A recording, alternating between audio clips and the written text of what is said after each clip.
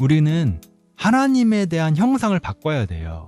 그림에서 나오는 그 영광의 하나님이 아니라 성경에서 나오는 그 처참한 십자가에 매달리신 하나님으로 우리는 하나님의 이미지를 바꿔야지만 우리의 신앙의 지향점이 바뀌고 우리의 신앙의 색깔이 바뀌고 우리가 나아가야 할 길이 바뀌어요. 그럴 때 예수님이 동참하자고 하는 그 손내밈을 우리가 잡을 수가 있어요. 왜냐면 예수님의 길은 언제나 그런 길이거든요. 근데 우리가 여전히 그 영광과 광채에 휩싸인 그 하나님을 머릿속에 떠올리고 있으면 예수님이 우리 함께 죽으러 가자라고 할 때 무슨 소리예요? 그리고 손을 뿌리치게 돼요.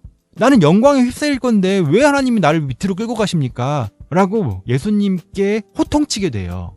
그래서 저는 하나님을 마음속에 머릿속에 어떤 이미지로 담고 있느냐가 굉장히 중요하다고 생각해요.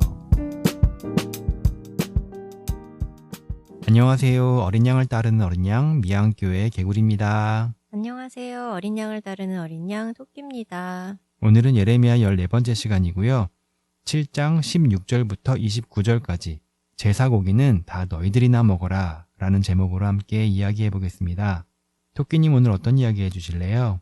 오늘 설교를 한마디로 정리하면 문제가 문제인 줄 모르는 문제를 말하고 있는 것 같아요. 네.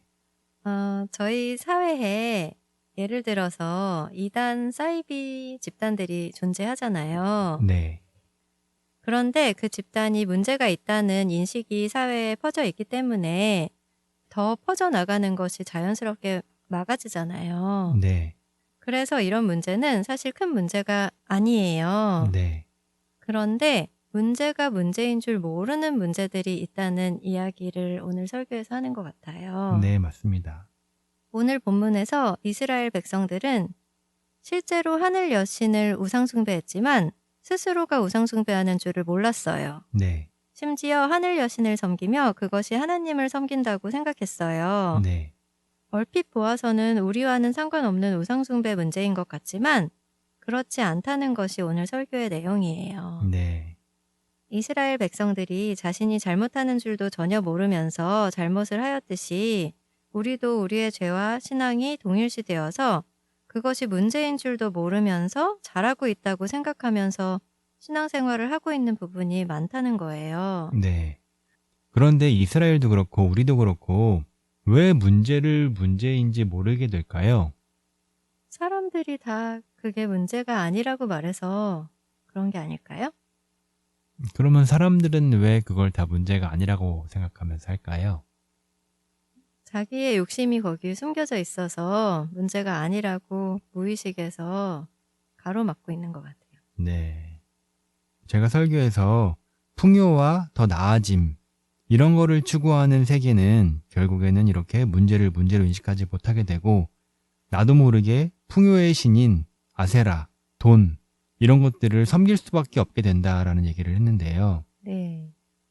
결국 진정한 문제는 우상숭배도 아니고 자본주의도 아니고 돈도 아니고 풍요롭고 싶고 더 나아지고 싶고 더 올라가고 싶고 더 강해지고 싶고 더 특별해지고 싶은 그런 사람이 가지고 있는 본질적인 속성이 진짜 문제가 아닐까 싶습니다.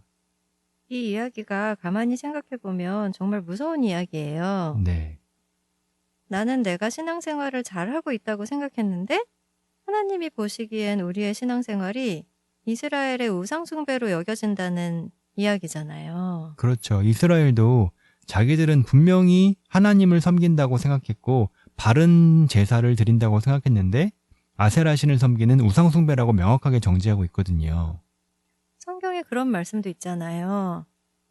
너가 누군지 모른다라고 하나님이 말씀하시는 말씀이요. 네. 나는 큰 욕심이 있어서 엄청난 부자가 되고 싶은 것도 아니고 아주 성공해서 유명해지고 싶은 것도 아니고 그저 평범하게 하나님 믿으면서 베풀면서 안정되게 살고 싶은 게 다인데 그럼 잘 살고 있는 게 아니냐고 누군가는 말할 수 있을 것 같아요. 네. 그런 얘기 우리가 직접 들어본 적 있죠. 네. 그런데 성경은 이런 사람에게 아니라고 말하는 것 같아요. 네. 어쩌면 문제는 내가 잘 살고 있다고 생각하는 그 마음 자체가 문제가 아닐까 싶어요. 네. 내가 잘 살고 있지 않음을 모르니까 말이에요. 네. 또 이렇게도 말할 수 있을 것 같아요. 신앙생활을 하는 이유가 내가 잘 살고 있다는 것을 증명하고 싶어서, 내가 문제 없다라는 것을 확인하고 싶어서 신앙생활을 하는 경우도 많은 것 같아요. 네. 그러니까 근원적인 문제는 내가 신앙을 왜 갖느냐, 더 나아지기 위해, 더 풍요롭기 위해, 더 강해지기 위해 신앙을 갖느냐, 아니면은 더 낮아지기 위해, 더 겸손하기 위해, 더 사랑하기 위해, 더 가난해지기 위해 신앙을 갖느냐. 예수님은 하나님이시지만 신앙을 통해서 사람이 되셨고 낮아지셨고 결국 죽으셨거든요. 네. 그게 신앙의 원리고 신앙의 지향점인데, 많은 사람들이 신앙을 통해서 그 예수님의 길과 반대의 길, 더 나아지는 길, 더 회복되는 길, 더 풍성해지는 길, 더 부자가 되는 길, 더 명예로워지는 길, 더 생명력이 넘치는 길, 이 길로 가기를 원하는 것 같아요. 근데 그 길로 가기 원하는 그 마음 때문에 결국에는 나도 모르게 아세라 우상을 교회 안에 데리고 온다라는 거죠. 네. 우리는 한 사람도 빠짐없이 모두 죄인인데요. 네. 죄인인 줄 아는 죄인이 있고 죄인인 줄 모르는 죄인이 있는 것 같아요. 네. 그런데 신앙은 내가 죄인인 걸 알게 해줘요. 네. 그래서 내가 얼마나 죄인인지, 내가 어떤 부분이 문제가 있는지를 알려주는 것 같아요. 네. 부자 청년 이야기에서도 똑같잖아요. 부자 청년도 예수님을 만나 자신의 문제를 알 수 있었어요. 네. 스스로 잘 살고 있다고 생각했는데, 그리고 누가 봐도 모두들 부자 청년을 칭찬했을 거예요. 네. 그런데 스스로는 완벽하다고 생각했지만 예수님이 보시기엔 아니었어요. 네. 부자 청년에게는 알고 보니 돈이 중요한 가치였고 그것을 끝까지 포기할 수가 없어서 결국에 예수님을 떠나요. 네. 우리에게도 우리가 모를 뿐이지 부자 청년 같은 이런 문제들이 있을 거예요. 네. 그리고 신앙생활을 하면 예수님이 부자 청년에게 하셨듯이 우리에게도 우리의 문제를 보여주실 거예요. 네. 그러니까 저는 이 부분도 이렇게 말하고 싶어요. 많은 사람들이 부자 청년을 돈을 포기하지 못한 것 때문에 예수님을 떠나게 됐다라고 말하는데, 그 부분이 당연히 맞죠. 근데 저는 여기서 한 걸음 더 들어가야 된다고 생각해요. 왜 부자 청년은 돈을 포기하지 못했냐? 왜 이렇게 생각해야 되냐면은 우리들 중에도 돈을 포기할 수 있는 사람들은 많아요. 그런 사람들은 보통 자기는 돈을 포기하면서 나는 부자 청년보다 훨씬 낫다라고 자기를 높인단 말이죠. 네. 그래서 왜 부자 청년이 돈을 포기하지 못했는지 그 이유를 알아야지 예수님의 말씀이 우리 모두에게 보편적으로 다 전달될 수 있거든요. 네. 그래서 부자 청년이 돈을 포기하지 못한 이유는 결국 신앙생활의 목적이 풍요와 나아짐, 성장, 성숙, 여기에 있었기 때문이라는 거예요. 네. 더 나아감, 더 나아짐을 추구하는 부자 청년에게 예수님은 더 못해짐, 뒤로감, 후퇴를 요구하신 거예요. 네. 그래서 돈을 포기하라고 말씀하신 거예요. 네. 부자 청년에게는 돈이 많아지고 더 풍요로워지고 더 똑똑해지고 더 지혜로워지고 더 성숙하는 것이 신앙의 궁극적 목적이었고, 그것을 위해 예수님께 나아왔는데 예수님은 그 자체를 포기하라고 말씀하시는 거예요. 네. 그러니까 받아들일 수가 없는 거예요. 네. 그런데 예수님은 반대로 가신다는 거죠. 자기를 포기하시는 방향으로, 자기의 존재를 부정하는 방향으로, 자기가 가지고 있는 능력과 권위를 없애는 방향으로, 자기가 가지고 있는 마지막 생명 하나까지도 버리는 방향으로. 예수님 당시에 많은 사람들이 예수님을 조롱했단 말이에요. 네. 지혜롭지 못하다고. 아니, 예수님이 복음을 전하려면은 살아서 더 많은 사람들에게 전해야 되고, 더 높은 영광의 자리에 올라가서 더 많은 사람에게 영향력을 줘야 되고, 더 강한 힘을 가지고 적들과 싸워서 이겨야 되는데, 예수님은 힘도 없었고 지혜도 없었고 아무것도 없었다라는 거죠. 네. 사람의 관점에서 예수님은 굉장히 잘못된 방향으로 전도하셨어요. 네. 그런데 그게 예수님의 길이었고, 그게 하나님의 길이었고, 그게 가장 올바른 길이었다라는 거죠.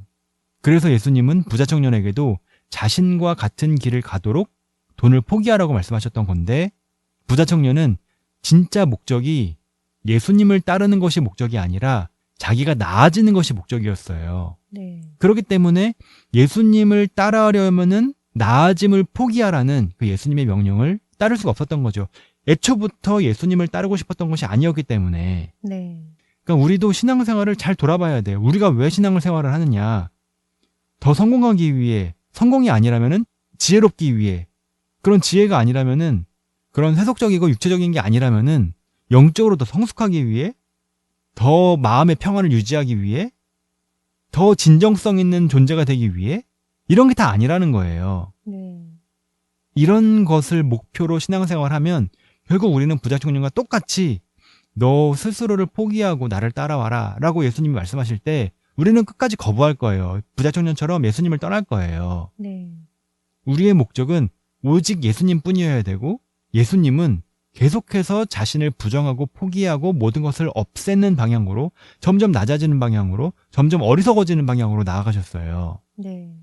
결국 우리도 그런 방향으로 나아갈 때만 예수님과 동행할 수 있는 거지, 그 목적을 위해서, 모든 것이 낮아지는 목적을 위해서 신앙생활할 때만 예수님과 동행하게 되는 거지, 만약에 우리의 목적이 우리의 성장에 있다면 결국 우리는 예수님의 길과 어긋나게 마련이고 예수님을 떠날 수밖에 없다라는 것을 좀 무섭게 생각했으면 좋겠어요. 네.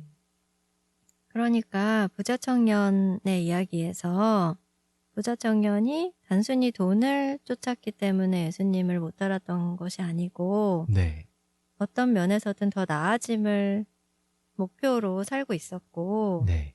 그것과 상충되는 예수님의 얘기가 받아들일 수 없어서 떠나갔다는 말씀이잖아요. 네.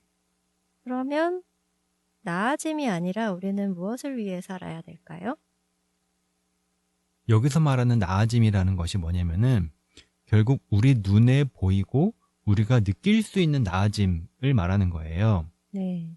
나아짐에는 세속적인 부자가 되고 또 강해지고 권력이 생기고 명예가 생기고 유명해지고 이런 것도 있을 수 있겠죠. 네. 그리고 또 조금 더 정신적인 마음의 성숙, 또 정신적인 성장, 또 많은 지혜의 축적, 지식을 얻는 것, 이런 게 될 수가 있겠고요. 네. 또 영적으로도 사람들에게 의롭다고 칭함받고 거룩하고 영적인 경험을 하고 성경을 많이 알고 기도를 많이 하고, 그래서 사람들에게 저 사람은 참 신령하다라는 평판을 받고, 이런 모든 게 다 나아짐이거든요. 네. 그러니까 개구리님이 말씀하시는 나아짐이라는 것은 어떤 다른 사람보다 나아져서 자신이 위치를 갖는 것을 말하는 건가요? 그런 것도 당연히 포함되죠. 내가 이런 면에서 이 사람보다 낫다라고 생각하는 마음을 말씀하시는 거죠? 네, 맞습니다. 그런데 우리가 일부러 가난해지고 일부러 어리석어지고 이렇게 하라는 말씀은 아니잖아요. 당연히 그런 건 아니고요. 네. 이렇게 구분할 수 있을 것 같아요. 예수님을 믿으면 당연히 나아질 수 있어요. 사람이 예수님을 통해서 믿음이 성장하고 또 마음의 평안을 얻고 몸과 마음이 회복돼요. 네. 그런데 예수님을 알고 예수님을 사랑하고 예수님과 관계 맺는 것이 목적이냐, 아니면 예수님을 통해 얻는 그 성숙과 성장이 목적이냐, 네. 이게 미묘하지만 이게 완전히 구분된다라는 거예요. 네. 그렇게 말씀해 주시니까 더 이해가 잘 되네요. 성숙이 목적인 사람은 예수님을 통해 성숙을 하다가 어느 순간 예수님은 우리에게 성숙을 포기하라고 말씀하실 때가 분명히 있어요. 네. 그리고 성숙을 포기하고 나와 같이 낮은 길로 내려가자라고 말씀하실 때가 있어요. 네. 근데 성숙의 목적인 사람은 그럴 때 나 싫어요. 예수님 안 갈래요. 나는 그냥 여기 있을래요. 라고 예수님을 거역한다는 거죠. 네. 그런데 성숙이 목적이 아니라 예수님이 목적인 사람은 예수님이 너 이제 성숙 포기하고 나아짐 포기하고 지금 네가 가진 것 다 포기하고 예수님을 통해서 네가 얻은 것 다 포기하고 나와 함께 내려가자 라고 했을 때 너무 속상하죠. 네. 그 상실감이 크죠. 네. 예수님을 통해서 얼마나 많은 것을 얻고 회복했는데 그걸 다 버리라니. 네. 하지만 나는 그래도 예수님이 더 좋아. 이것보다 예수님이 더 소중해. 라고 마음을 먹고 예수님과 함께 동행한다라는 겁니다. 네. 이 문제가 베드로에게도 동일하게 있었어요. 베드로도 예수님과 3년간 동행하면서 많은 것을 보고 많은 것을 깨달았어요. 그리고 예수님의 기적도 경험하고 예수님을 통해서 정말 많은 지혜도 얻게 됐어요. 네. 그래서 베드로는 이 예수님이라면은 정말로 그리스도가 맞고 우리 이스라엘 민족을 로마로부터 독립시켜줄 우리의 구원자가 맞구나. 이제 곧 우리 이스라엘이 정말 독립을 하겠구나. 와, 신난다, 대단하다, 너무 좋다. 라고 자기 감정에 취해 있었을 때 예수님은 아니야, 난 죽으러 갈 거야. 나 이스라엘 독립 안 시킬 거야. 너가 나를 통해서 많은 거 얻었는데 이제 그거 포기하고 우리 같이 죽으러 가자. 라고 말한 거란 말이죠, 예수님은. 네. 그렇네요. 누구라도 그런 상황이 오면 고민이 됩니다. 아니, 이렇게 지금 좋은 기회고 독립할 수 있는 절호의 기회인데 예수님이 이걸 안 한다고? 아예 말도 안 돼. 그리고 독립하면은 나도 정말 자유롭게 편하게 살 수 있는데 독립을 포기하고 예수님과 함께 죽자고? 아니, 그거 말이 안 되잖아. 네. 예수님, 그거 말이 안 돼요. 그렇게 하시면 안 돼요. 라고 누구나 말하게 돼요. 네. 그런데 그때 정말로 예수님을 사랑하는 사람은 너무 고통스럽고 너무 싫고 너무 거리끼지만 그래도 예수님을 따라갑니다. 네. 자기가 가지고 있는 목표와 성숙과 성장과 이룬 여러 가지 업적들을 다 버리고 그냥 낮은 데로 갈 수 있어요. 힘들지만. 네. 하지만 예수님을 믿는 것이 목적이 아니라 자신의 높아짐이 목적이었던 사람은 그때 과감하게 예수님을 포기합니다. 네. 저도 신앙생활을 하면서 새롭게 깨닫게 되어지는 것들이 있고 그거를 알아가는 게 너무 기쁘고 좋거든요. 네. 그런데 그 마음조차 어떤 나아짐이 돼서 목표가 돼서 오히려 예수님을 가릴 수 있다는 말씀인 거죠? 네, 우상이 될 수 있다라는 거죠. 네. 근데 우상은 정말 뭐든지 될 수 있어요. 네. 하물며 성전도 우상이 되고 네. 율법도 우상이 된단 말이죠. 네. 성전과 율법은 우리가 가지고 있고 보는 것 중에 하나님이 주신 가장 거룩하고 소중한 거예요. 네. 그것조차도 우상이 된다라는 거죠.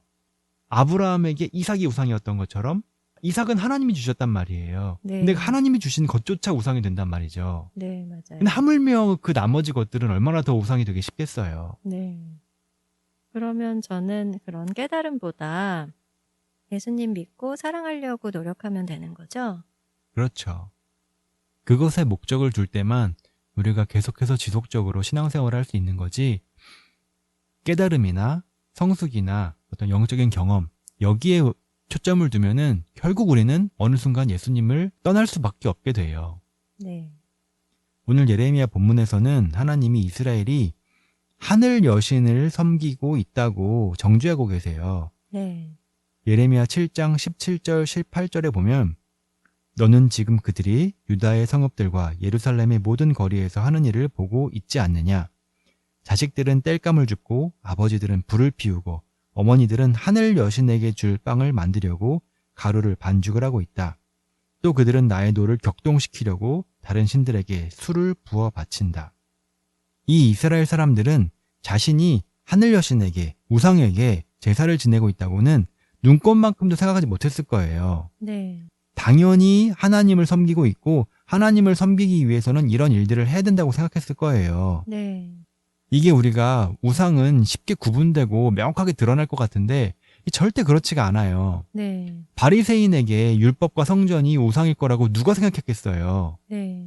똑같이 예레미야 당시 이스라엘 사람들도 자신들이 우상을 섬기고 있다고 한 번도 생각을 해본 적이 없어요. 네. 마찬가지로 지금 우리 교회 안에서 얼마나 많은 우상들이 판치고 있는지 아무도 생각을 못해요. 네. 그 안에 있는 사람은 지금 내가 우상을 섬기고 있는지 하나님을 섬기고 있는지 아무도 구분을 못하고 그냥 전부 다 하나님을 섬기고 있겠거니 하고 생각하고 있단 말이죠. 네. 그 밖에 있는 사람들만 알아요. 네. 본문에서 이스라엘 사람들이 어떻게 하나님과 여신 숭배를 구분하지 못했냐면은 네.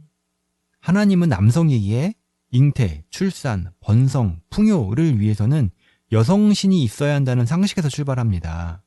그런데 가나안 토착 우상 혹은 아수르나 이집트 우상으로 보이는 아세라 여신이 딱 있는 거예요. 네.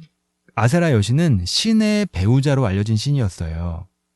여성신이 필요했던 사람들은 자연스럽게 그 여신을 신앙 안으로 받아들입니다. 네. 그리고 그 여신을 하나님의 배우자로서 하나님과 함께 섬길 대상으로 여겼어요. 네. 그래서 여신을 통해 자녀의 출생, 가축의 번식, 곡식의 발화와 결실을 기대하게 됩니다. 그 분야는 여신의 영역이라는 상식적 판단 때문이에요. 네. 하나님은 남신이기 때문에 전쟁의 신이고 우리 먹거리를 책임져줄 풍요의 여신은 이 아세라 여신이 우리에게 정말 꼭 필요했다라는 겁니다. 그로 인해 여신 숭배는 하나님의 제사의 일부로 자리를 잡는 거예요.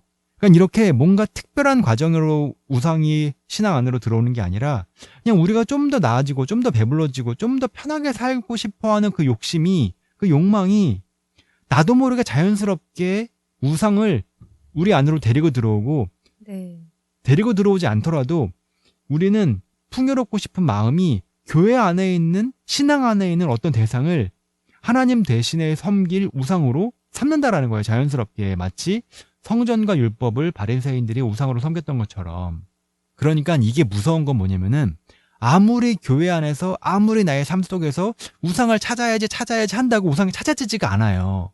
너무 우리의 일상과 밀접하게 연결이 돼 있어서 그 우상이 우리의 삶에 있는지 없는지조차도 의식하기가 어려워요. 네. 그렇기 때문에 우상 숭배하면 안 돼. 우상 숭배하면 안 돼. 이 생각으로 우상 숭배에서 벗어날 수 있는 방법이 전혀 없어요. 네. 우상 숭배에서 벗어날 수 있는 방법은 딱 하나밖에 없어요. 풍요에 대한 포기, 나아짐에 대한 포기, 성장과 성숙에 대한 포기, 어떤 영적 체험에 대한 포기. 그 포기를 할 때만 내가 지금 무엇을 추구하고 있는지가 보이고, 그럴 때만 내가 하나님이 아니라 다른 것을 추구하고 있었다는 것을 인식하게 되고, 그때 내가 우상 숭배를 하고 있었구나라는 문제의식을 그때 가질 수 있는 거예요. 그런데 포기가 먼저인가요? 포기하는 것도 내 마음대로 할 수가 없잖아요. 내가 그것을 잡고 있다는 것도 모를 수 있으니까요. 그러니까 당연히 말씀이 맞고요. 네. 더 정확하게 말한다면은 하나님을 너무 사랑하고 하나님만이 나의 유일한 초점이기 때문에 그 나머지는 포기하겠다는 결단이 필요하다는 거죠. 근데 우리는 그렇게 생각하지 않아요. 우리는 하나님을 믿어서 돈이 아니라면, 명예가 아니라면, 어떤 안정과 마음의 평안도, 그거 아니라면 어떤 영적인 체험이라도 뭔가라도 하나를 더 얻기를 원해요. 네. 근데 그 생각이 결국 우리 삶 가운데 우상을 끌고 들어온다라는 거죠. 네. 그럼 만약에 부자 청년이 예수님이 돈을 버리라고 말씀을 하셨어요. 버리고 나를 따라라 말씀하셨을 때 네. 돈을 포기하기가 힘들었던 거예요. 네. 자기가 포기하기 힘들다는 거를 인식을 했다면 어떻게 하는 게 최선이었을까요? 너무 단순하죠. 네. 예수님, 저는 돈이 너무 중요하고 성숙과 성장이 너무 중요합니다. 그래서 예수님이 저에게 풍요를 포기하라고 말씀하시면 저는 자신이 없습니다. 네. 그런데 분명한 건 저는 풍요보다도 예수님이 더 소중합니다. 네. 예수님이 저의 전부이고 풍요도 너무 중요하지만 예수님 앞에서는 풍요는 아무것도 아니고 기꺼이 포기하고 싶습니다. 네. 예수님, 포기하지 못하는 저의 믿음 없음을 도와주시고 제가 예수님 잘 믿게 해주세요. 라고 말해야겠죠. 네. 그럼 우리도 똑같이 나아짐을 원하는 마음이 있음을 발견했을 때 네. 그걸 당장 포기하진 못해도 그거를 간절히 원하면서 그렇게 기도를 하면 되겠네요. 너무너무 맞는데요. 네. 저는 그런 기도 그 자체가 네. 풍요보다 예수님을 더 소중히 여기고 예수님이 전부라고 생각하는 그 기반과 전제에서 말하는 거기 때문에 네. 그것으로만으로도 충분하다고 생각해요. 네. 실제로 포기를 하느냐 못하느냐 이것도 필요 없다라고 말할 수는 없겠지만 그것보다 더 중요한 거는 예수님의 가치와 그 외의 모든 나머지의 가치를 어떻게 생각하느냐, 예수님의 가치를 절대적으로 생각하느냐, 아니면 예수님 외에도 어떤 가치 있는 것이 여전히 있다고 믿느냐. 예수님 외에도 가치 있는 것이 여전히 있다고 믿는 사람은 하나님한테 절대로 풍요를 포기하게 해달라고 기도하지 못해요. 하나님한테 풍요를 얻게 해달라고 밖에 기도를 못해요. 근데 정말로 하나님의 가치만이 유일하고 어떤 것도 나머지는 가치가 없다라고 믿는 사람들만 하나님한테 포기하게 해달라고, 나에게 있는 모든 가치를 다 박탈시켜달라고, 내가 가지고 있는 돈도, 명예도, 마음의 평안도, 영적인 체험도 다 빼앗아가 달라고, 나는 예수님 한 분만 알게 해달라고 기도할 수가 있거든요. 네. 그래서 바울이 고린도전서 2장 1절에 형제 자매 여러분, 내가 여러분에게로 가서 하나님의 비밀을 전할 때에 훌륭한 말이나 지혜로하지 않았습니다. 2절, 나는 여러분 가운데서 예수 그리스도 곧 십자가에 달리신 그분밖에는 아무것도 알지 않기로 작정하였습니다. 이렇게 바울은 예수님밖에 안 전했어요. 바울은 예수님 외에 그 어떤 것도 아무런 가치가 없다는 것을 믿었기 때문이라고 생각합니다. 네. 오늘 방송을 들으시는 분들은 나아짐 자체가 문제라는 말이 좀 생소할 수 있을 것 같아요. 네. 그런데 이야기를 나누다 보니까 또 이해할 수 있지 않을까 싶었어요. 나아짐이 잘못됐다라는, 신앙의 성숙조차도 잘못됐다라는 이런 생각이 얼마나 낯설고 이상하게 들릴지 잘 아는데요. 이렇게 말할 수 있는 이유는 단순해요.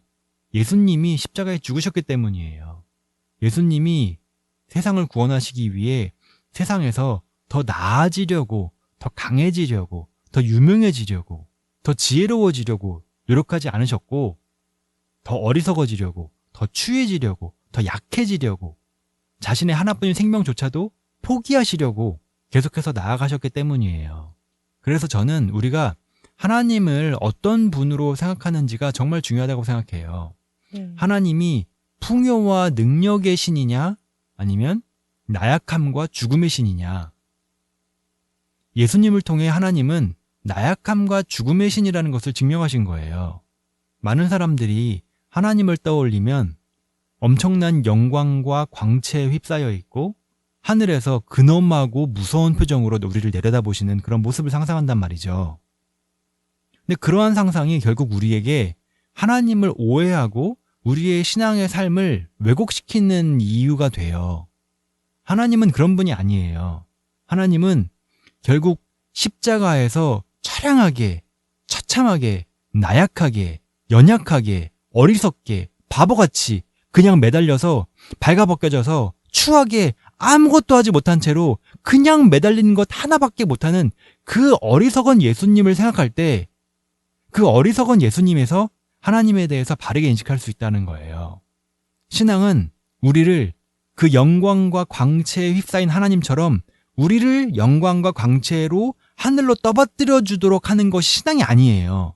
그거는 십자가에 죽으시고 부활하신 예수님을 믿는 것이 아니에요. 그리스도 신앙은 예수님이 죽으셨던 것처럼 나약하고 어리석고 처참하고 추하고 부끄러운 상태로 계속해서 나아가는 거예요. 그 나약함은 사랑을 위한 거였다는 거죠? 정확하게 그렇죠. 하나님에 대한 사랑과 인류에 대한 사랑인 거죠. 우리는 하나님에 대한 형상을 바꿔야 돼요. 그림에서 나오는 그 영광의 하나님이 아니라 성경에서 나오는 그 처참한 십자가에 매달리신 하나님으로 우리는 하나님의 이미지를 바꿔야지만 우리의 신앙의 지향점이 바뀌고 우리의 신앙의 색깔이 바뀌고 우리가 나아가야 할 길이 바뀌어요. 그럴 때, 그렇게 바뀌게 될 때 예수님이 동참하자고 하는 그 손내밈을 우리가 잡을 수가 있어요. 왜냐면 예수님의 길은 언제나 그런 길이거든요. 근데 우리가 여전히 그 영광과 광채에 휩싸인 그 하나님을 머릿속에 떠오르고 있으면 예수님이 우리 함께 죽으러 가자라고 할 때 무슨 소리예요? 그리고 손을 뿌리치게 돼요. 나는 영광에 휩싸일 건데 왜 하나님이 나를 밑으로 끌고 가십니까? 라고 예수님께 호통치게 돼요. 그래서 저는 하나님을 마음속에, 머릿속에 어떤 이미지로 담고 있느냐가 굉장히 중요하다고 생각해요. 우리가 만약에 그 영광과 광채에 휩싸인 하나님을 생각한다면 우리의 신앙은 분명히 잘못됐을 가능성이 굉장히 높습니다. 우리는 하나님을 십자가에 매달리신 그 예수님, 그 속에서 발견해야 돼요. 그분만이 진정한 하나님이고 성경에서 말하는 하나님은 정확하게 그분이라는 것. 예수 그리스도 외에는 하나님을 알 수 있는 방법이 없다고 성경에서 말하는데 그 말이 바로 이 말이에요. 하나님에 대한 인식은 예수님을 통해서만 가능하다. 하나님은 영광에 휩싸인 분이 아니라 처참하게 피 흘리시는 분이다. 발가벗겨지신 분이다. 부끄럽고 추한 분이다. 우리가 이걸 기억할 때 우리의 인생이 나아갈 방향도 그런 방향으로 정말 인류와 하나님을 사랑하다, 모든 걸 다 뺏기고 죽는 그 방향으로 나아갈 수 있게 됩니다. 오늘 이야기 듣고 낯선 내용 때문에 뭐 여러 가지 질문이 있으신 분도 계실 텐데 저희 메일로 보내주시면 저희가 성실하게 답해드리겠습니다. 그럼 오늘 방송은 이렇게 마치도록 하겠습니다. 잘 들어주셔서 정말 감사합니다. 그럼 저는 어린 양을 따른 어린 양 미양교회 개구리였습니다. 어린 양을 다루는 어린 양 토끼였습니다. 안녕히 계세요. 안녕히 계세요.